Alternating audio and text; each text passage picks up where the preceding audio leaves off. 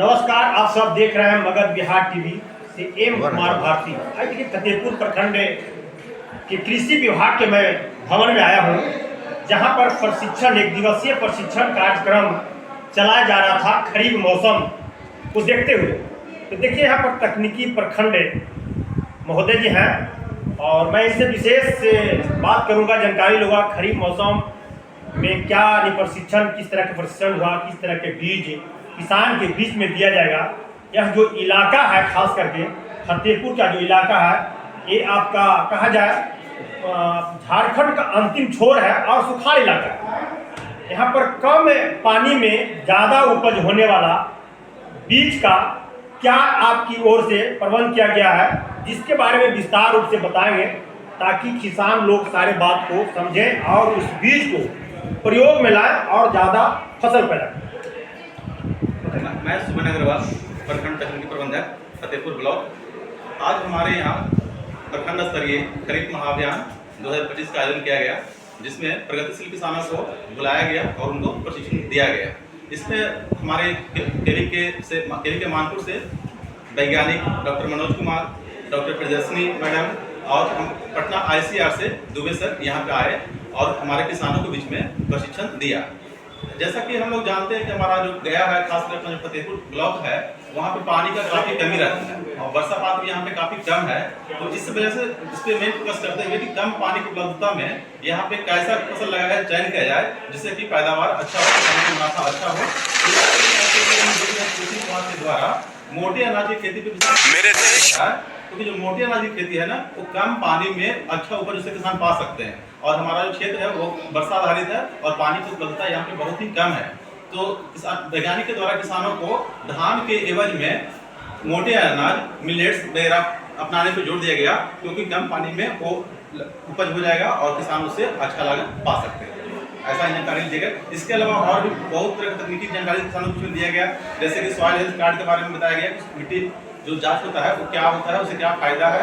तो प्रोग्राम में इसके अलावा और भी बहुत सारे तकनीकी ज्ञान किसानों को दिया गया, जिससे किसान अगर अपनाएंगे तो निश्चित रूप से वो फ्यूचर में उसे लाभ ले पाएंगे। क्या जो धान अभी जो खरीफ का मौसम में खास करके धान का बीज का किसान लोग अधिक रूप में प्रयोग करते हैं, तो किस तरह का धान का बीज दिया जाएगा, उसका नाम क्या है, उन्नत क्या है? यहाँ पे जैसे राजेंद्र श्वेता, उसके अलावा मंसूरी, पन्ना मंसूरी, इस तरह के जो वेरायटी यहाँ के लिए सुटेबल है, वही वेरायटी को जो कि कम पानी में उपज हो जाए, वैसे वेरायटी का मांग हम लोग के द्वारा किया गया है। लक्ष्य का प्राप्ति हम लोग को हो चुका है प्रखंड स्तर पे, लेकिन अभी बीज का उपलब्धता नहीं हो पाया। जैसे बीज का उपलब्धता होगा, यहाँ से प्रखंड से किसानों के बीच में उसका वितरण स्टार्ट कर देंगे। जैसा मैं जानता हूँ कि राजेंद्र, खास करके सितवा या मंसूरिया जो धान होता है, कहीं कहीं गढ़न होता है, तो बहुत काफ़ी टाइम लेता है। उससे आपका जो इलाका है, उस इलाका में पानी का कमी है, तो हो नहीं पाएगा। देखिए, जैसे कुछ क्षेत्र है जहाँ पे उसकी पानी, जैसे भूमि होता है ऊपरी भूमि, निचली भूमि। जहाँ निचली भूमि है वहाँ पे क्या होता है, हम जड़न फसल को, जो लंबी अवधि फसल उसको ले सकते हैं। और जो हमारा ऊपरी भूमि है, जहाँ पानी का, जैसे पानी पड़ा वहाँ पानी का ठहराव नहीं हो, तो उस एरिया में क्या करते हैं कि हम ऐसे फसल लेते हैं जो कम दिनों का प्रभेद है, उसको चयन करते हैं, ताकि वो कम पानी में और कम दिनों में पक के तैयार हो जाए। और जो जड़न फसल है उसको निचली भूमि लेते हैं, जहाँ पानी का ठहराव हो, वहाँ पानी की उपलब्धता हो, वहाँ पर हम जड़न फसल को ले सकते हैं। किसान उस तरह से उसका उपयोग कर सकते हैं। किसान को बीज लेने के लिए आपके यहाँ क्या सा, किस तरह का प्रयोग किया जाएगा, किस तरह का कैटेगरी अपनाया गया है और कितना एक किसान को बीज मिल पाएगा? इसमें क्या है, इसका तरीका होता है, वो हमारे जो भी फील्ड कर्मी हैं, कोऑर्डिनेटर हो, सलाहकार हो, ATM हो, BTM हो, उनके द्वारा किसानों के बीच में प्रचार प्रसार किया जाता है। जैसे आज जो खरीफ अभियान हुआ, इसका भी मेन पर्पस ये होता है कि लोगों में जानकारी जाए कि कौन कौन सा मतलब योजना सरकार के द्वारा चलाया जा रहा है। इसमें एक बीज वितरण योजना होता है, इसके संबंधित जानकारी किसानों को दिया गया। और इवन इसके जैसे प्रखंड स्तरीय खरीफ अभियान था, इसके बाद हम लोग का चौपाल जो खरीफ पंचायत स्तर पर चलता है, वो भी चालू होने वाला है। 2 तारीख से लेकर के 21 जून के बीच में हमारा पंचायत स्तरीय किसान चौपाल का आयोजन होने वाला है। उसमें भी हम लोग किसानों के बीच हर एक गाँव में जानकारी देते हैं कि आप लोगों सरकार क्या क्या योजना चला रही है। उसी के तहत एक योजना है बीज वितरण योजना। उसके तहत क्या होता है कि आपको पहले ऑनलाइन आवेदन करना होता है। आज के समय में बिहार सरकार ने एक ऐप डेवलप की है, बिहार कृषि ऐप। अगर इस ऐप के बारे में हम लोग पिछले ही चौपाल में सारे पंचायत में जाकर किसानों के बीच प्रचार प्रसार किए, उनके मोबाइल में डाउनलोड करवाए। अब इससे फायदा क्या है, वो खुद अपने मोबाइल से ही वो ऐप के माध्यम से वो किसी भी आवेदन, ऐसा नहीं सिर्फ बीज वितरण का आवेदन, कृषि विभाग का कोई भी योजना का लाभ लेना चाहें तो अपने मोबाइल के के माध्यम से आवेदन करके उसका लाभ ले सकते हैं। एक किसान को कितना बीज मिलेगा और जो बीज है 1 एकड़ में कितना बोया जाएगा? काटिए। चलिए, एक किसान को कितना धान मिलेगा और उसका कितना हेक्टेयर में कितना केजी? देखिए, जैसे किसान को प्रति किसान आवेदन कर सकते हैं, मैक्सिमम 1 हेक्टेयर के लिए कर सकते हैं। उसमें डिपेंड करता है कि किस क्वालिटी का धान ले रहे हैं। अगर वो हाइब्रिड ले रहे हैं, जैसे हाइब्रिड में 6 केजी प्रति एकड़ का हिसाब से हम लोग लगाते हैं, तो 6 अढ़ाई 12 3 15 केजी हाइब्रिड के लिए आवेदन कर सकते हैं। और अगर जो नॉर्मल धान होता है, जिसका जो बीज दर होता है 12 केजी प्रति एकड़ होता है, तो उसमें उनको 12 24 6 30 केजी पर हेक्टेयर हिसाब से लगता है। तो एक किसान अधिकतम 30 केजी धान के बीज के लिए आवेदन कर सकते हैं। और जैसा कि आज प्रशिक्षण में ये भी जानकारी दिया गया कि धान को आप डायरेक्ट मेथड से भी लगा सकते हैं। उसको हम लोग बोलते हैं DSR method, direct seeded rice, इसको बोलते हैं धान की सीधी बुआई।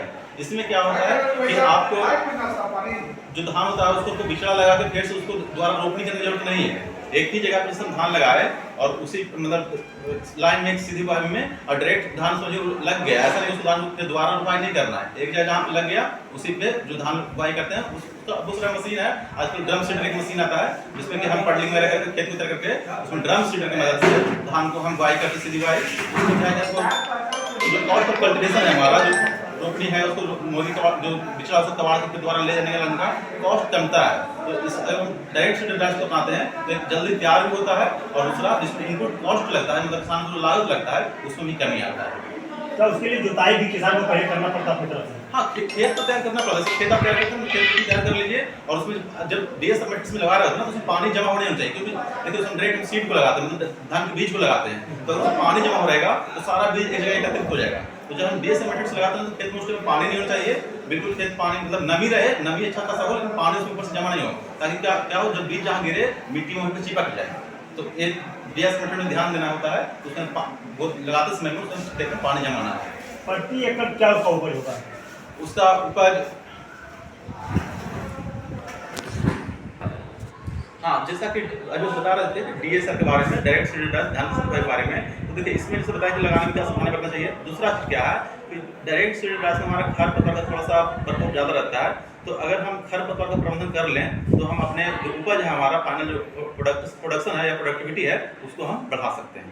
तो इसमें वीड कंट्रोल खरपतवार प्रबंधन काफ़ी ही महत्वपूर्ण प्रोसेस होता है, काफ़ी ही उपयोगी क्रिया है, जिसको हम लोग अगर टाइम रहते खरपतवार प्रबंधन कर लें तो हम अपने उपज में बढ़ोतरी कर सकते हैं और इसका उपज लगभग 35 से 40 क्विंटल प्रति हेक्टेयर तक हम इसे प्राप्त कर सकते हैं। धन्यवाद। आप सब देख रहे थे मगध बिहार TV। नमस्कार।